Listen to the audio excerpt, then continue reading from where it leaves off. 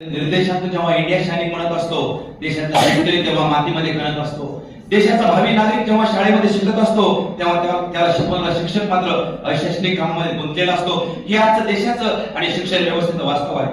मित्रांनो, लाखो क्रांतिकारकांच्या बलिदानातून आपल्या देशाला स्वातंत्र्य मिळालं. आज रोजी एकीकडे एका सेकंदाला दशलक्ष आकडेमोड करणारा परमसंगणक डिजिटल इंडिया अमृत महोत्सवी वर्षामध्ये भरारी घेत असताना दुसऱ्या बाजूला शिक्षण व्यवस्थेसमोरील आव्हानांचा पाडा संपन्न झालाय. म्हणून मी एक शिक्षक या नात्यानं या विषयावर बोलत असताना माझ्याही मनात तितक्याच वेदना होणार आहेत जितके ऐकताना तुम्हाला होणार आहेत. तरी तुम्हाला चांगलं वाटावं म्हणून बरं बोलण्यापेक्षा खरं बोलून या शिक्षण व्यवस्थेमध्ये आमूलाग्र बदल व्हावेत यासाठी मी स्पर्धा क्रमांक 13 आजच्या या स्पर्धेत विषय मांडतोय, स्वातंत्र्याचा अमृत महोत्सव आणि शिक्षण व्यवस्थेसमोरील आव्हाने. मित्रांनो, डॉक्टर बाबासाहेब आंबेडकर म्हणायचे, शिक्षण हे बागेचं दूध आहे, ते प्यायल्यास माणूस गुरगुरल्याशिवाय राहणार नाही. कोणतंही राष्ट्र मजबूत आणि सशक्त करायचं असेल तर त्या देशाची शिक्षण व्यवस्था अत्यंत महत्त्वाची असते. कारण शक्तिशाली शस्त्र आहे शिक्षण. हे काळ आज बदलला. इतिहासामध्ये आम्ही जर डोकावून पाहिलं तर मित्रांनो, तक्षशिला, नालंदा आणि विक्रमशिला सारखी शैक्षणिक विद्यापीठे परदेशातील हजारो विद्यार्थ्यांना आपल्या देशामध्ये शिक्षण घेण्यासाठी आकर्षित करत होती. ज्ञान, विज्ञान, तत्वज्ञान आणि सामाजिक शिक्षणाची केंद्रे म्हणून या संस्था काम करत होत्या. पण आज जग बदललं. रॉकेटच्या वेगाने आज प्रगती होत आहे. आपल्या सगळ्यांना माहिती आहे, काळ बदलला की शस्त्र बदलावे लागतात.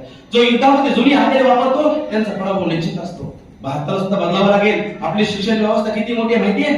89 लाखपेक्षा जास्त शिक्षक आहेत, 15 लाख शाळा आहेत, 25 कोटीपेक्षा जास्त विद्यार्थी शाळेमध्ये शिक्षण घेत आहेत. जगातली दुसऱ्या क्रमांकाची मोठी शिक्षण व्यवस्था आपल्या भारताची आहे. आव्हाने तेवढीच मोठी आहेत. माझ्या मते पहिलं आव्हान आहे दर्जेदार गुणवत्तापूर्ण शिक्षणाचा अभाव. तुम्हाला उदाहरण सांगतो, जागतिक शिक्षणाची मानक आहेत. पिसा नावाची परीक्षा आहे. 2000 पासून ती परीक्षा दर 3 वर्षांनी होते. भारताने 2009 साली त्या परीक्षेमध्ये सहभाग घेतला.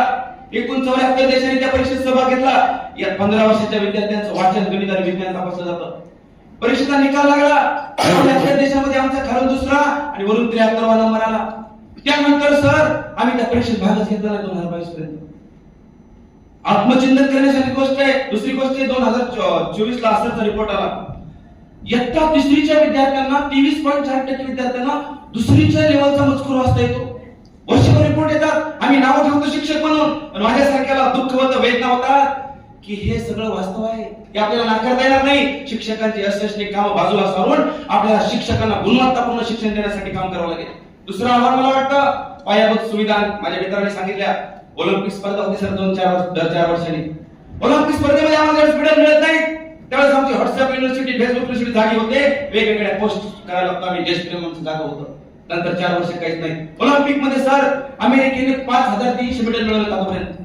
जपान नावाचा महाराष्ट्राचा देश एका ऑलिम्पिक स्पर्धेमध्ये 45 पदकं मिळवतो आणि माझा भारत 1900 सालापासून 126 वर्षांमध्ये फक्त 41 मेडल मिळवतो. का? शाळेमध्ये खेळाची मैदान आहेत का? विद्यार्थ्यांना शिकवण्यासाठी प्रशिक्षित क्रीडा शिक्षक आहेत का? लहान वयातच विद्यार्थ्यांचा खेळ हेरून त्याला खेळाडू म्हणून तयार आमच्या देशामध्ये केलं जातं का? आमच्या जिल्हा परिषद शाळा 70% मला येत नाही म्हणून जाणारे आमच्या शाळा.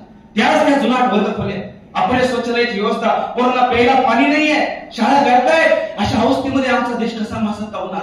हेच माझ्यासमोर मला मोठं आव्हान वाटतंय. पुढचं आव्हान आहे शिक्षणातील असमान संधी. सर, मुंबईमध्ये एक शाळा आहे, धीरूभाई अंबानी इंटरनॅशनल स्कूल. 12 लाख रुपये फीस आहे त्या शाळेची.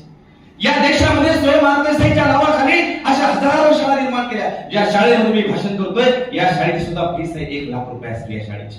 दुसऱ्या बाजूला खिचडी खायला मिळते म्हणून शाळेत येणारी माझ्या कष्टकरी बापांची मुलं 1992 पासून तोच 1 रुपये भत्ता मिळतो म्हणून शाळेत येणारी मुलं. कशी स्पर्धा होणार आहे?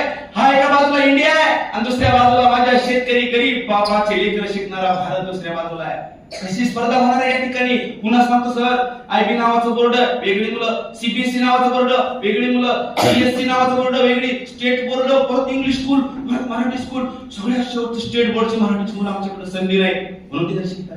ही असमानता आहे, ही सुद्धा आपल्याला लक्षात घ्यावं लागेल. पुढचं आव्हान आहे नोकरशाही निर्माण करण्याचा कारखाना म्हणून आपल्या शिक्षण व्यवस्थेकडे आजचे पालक बघत आहेत.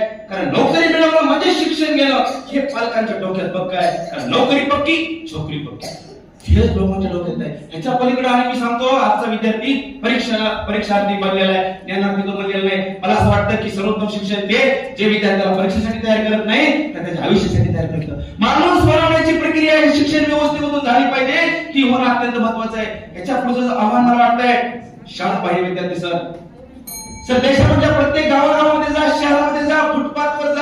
मोठ्या मोठ्या ब्रिजच्या खालच्या पुलाच्या खाली जाऊन बघा सर, माझ्यासोबत सर विटी भट्टीवर चला सर, माझ्यासोबत उसाच्या फडात चला, कागदावरती आकडा नाही सर.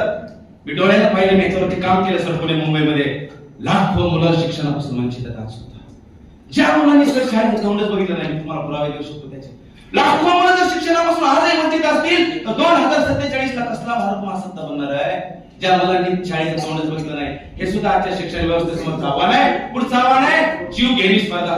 माझ्या अनेक स्पर्धक मित्रांनी या ठिकाणी सांगितलं, मेरिट मारे बाप दोघं पण खोरा तुटून पडले. Merit 2 mark 1 mark 2 mark 1 mark.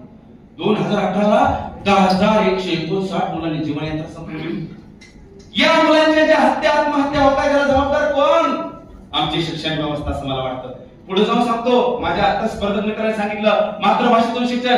जगातले सगळे टॉपचे देश असतील, चीन असेल, जर्मनी असेल, फ्रान्स असेल, इंग्लंड असेल, फिनलंड असेल, छोटासा स्वीडन असेल, सगळ्या देशामधून टॉपचे 10 देश मातृभाषेतून शिक्षण देतात.